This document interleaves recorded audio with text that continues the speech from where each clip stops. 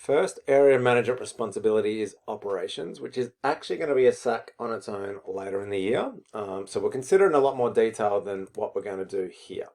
What we need to know for now is that it's kind of one of the areas within, you call them the departments within a business, and it is responsible for the following.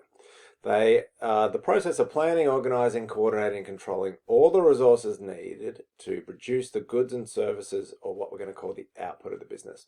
So when you think about it, they produce the product, which can either be a good or a service. They then have to manage all the materials, equipment, technology, the people, all those resources. They're called inputs. So to make a product, that's called an output. We need inputs. Well, that's what operations are responsible for too. And lastly, they're responsible for then turning those inputs, which we'll use the word transforming, into the final product.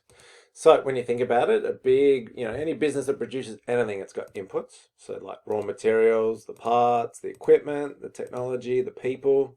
They go into this second step, which is transformation. All these things go into this big sort of box here, and they get transformed or processed. Into what? Well, into a final output, which is either a good or a service. So all of this together is operations.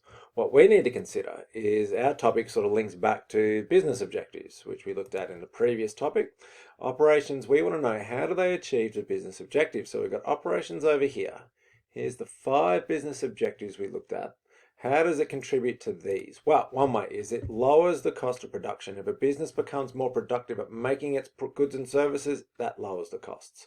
What does that do? Well, that helps you make a profit, increase market share, and meet shareholder expectations.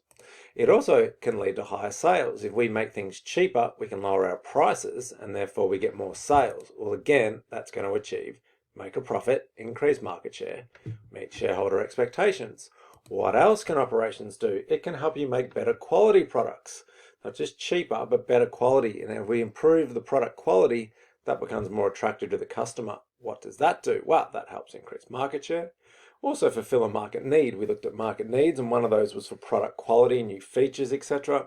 And also ultimately meet shareholder expectations.